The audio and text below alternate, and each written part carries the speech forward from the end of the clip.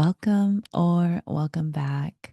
My name is Yu Wing. You can call me Yu Win or Win, and I'm happy to be together with you right now, wherever you are in the world, whenever you are.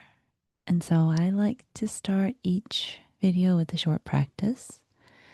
So it's for today.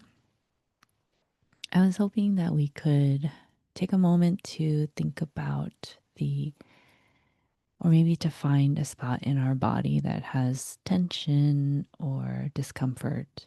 And obviously, for the fact that we're doing something really quickly and briefly, and I'm not actually there with you to guide you through it, something that's lower on the tension. So if it's like 1 out of 10, something that's like a 2 or 3, maybe a 4. Um, but like for example, for me, my shoulders are tense. And so the practice is to bring our attention to the part that is tense or uncomfortable, just to sort of sit with it for a moment, and then to find another part of our body that's neutral. So right now, no, it's like my nose. No, it's not. Um, there is neutrality on in my palms, right? So those are going to be my two anchors.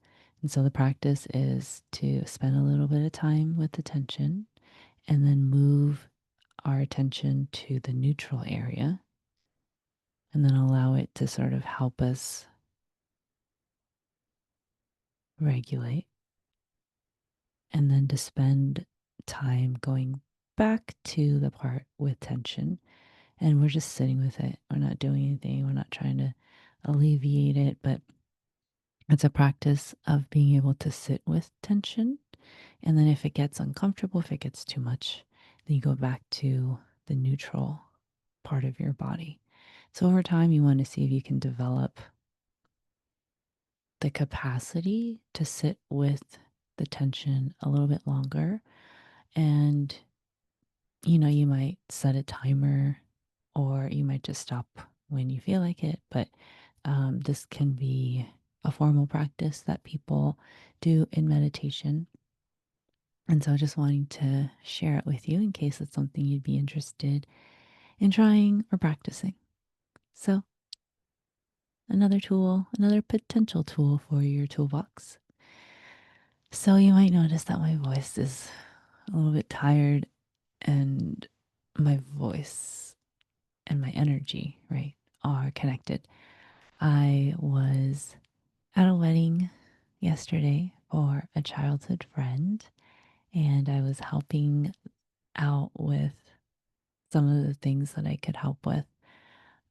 In the last couple of years, I've taken on a side gig, a side hustle to help a wedding planner with the day of like preparations and decorations and pieces that go into a wedding or an event. And so last night and yesterday, I was with my friend, and the feedback, I was talking to him today, and he gave me some feedback he was like, "Oh, um, everyone, everyone loved you," laughing out loud, coordinating, laughing out loud. And I was like, "Huh? What do you mean?" And then I guess he just said that he was just like, "Oh yeah, they said that you're awesome." I'm like, oh, "Okay, um, very cool, thanks." But there was something he said about, "Oh, I think they're not used to like somebody being so engaged with the guests." And I was like, "Oh, really?" And I guess it makes sense, right? Like a wedding planner, a wedding coordinator is making sure the details of the event, the wedding, um, are going as follows. That you're sticking with the timeline. That's a really important piece. Making sure um, whatever bits and pieces need to go into it. And I see that in like every wedding. But one of the things for me is that if if the guests are happy, I think the wedding is a success, right? Like maybe I could pour more time, like straightening the decorations or like making sure that, um, I can't even remember, but like I can fret over the details and I can, especially because I can be really detail oriented. But I'm like, the time I spend doing that as opposed to like the time and energy I give to someone who has a question or maybe looks like they're looking for something, I think that will come back to the bride and groom or the couple essentially, right? And so I'm happy that that was reflected back to me. And, people were saying, oh, you should consider side hustle coordinating. And I'm like, well, I would definitely need a team of people who have like the stylistic eye because I can't make things look pretty. I would need people who are willing to like pour into those details.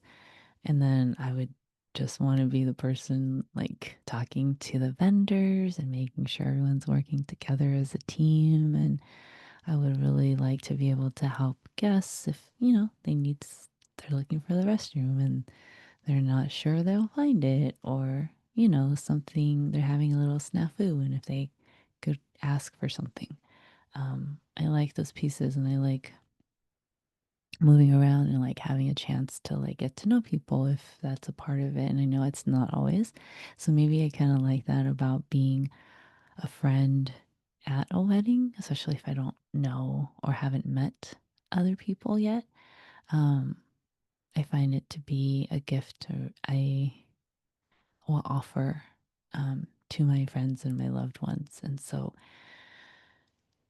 it's really helpful too for me to know,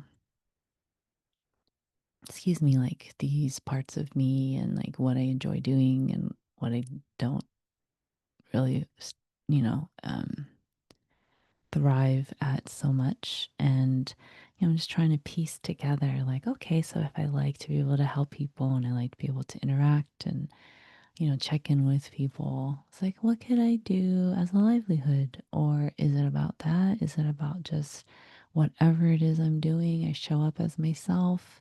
And then how do you make enough money to afford to live? Which has been a question that I've been asking myself rhetorically um, for the past couple of years, I don't know, several years. Um, what can I do? What can I integrate? What can I offer to be able to support people? Just to be able to like embody my purpose. And I don't know, I just want to be. I always wanted to be one of those people who are excited to like wake up and excited to work. And I know that a lot of people can compartmentalize like work from their personal lives, but I think work for me is an extension of who I am. And so, really, just like taking in the feedback and the data and the lessons and trying to see what magic I can share. So, I'm curious if you have figured out a way to afford how to live. I wonder if you've been able to sort of like piece together or like connect the dots in your life. It doesn't have to be about work, but about any area or dimension of your life and any any experiences or realizations you've had. I'd love to hear them. I'm going to bid you adieu for now, and I hope that you know or that you will soon come to believe that who you are, exactly as you are, is worthy and deserving of unconditional love. I look forward to connecting with you again soon. Until then, please take good care.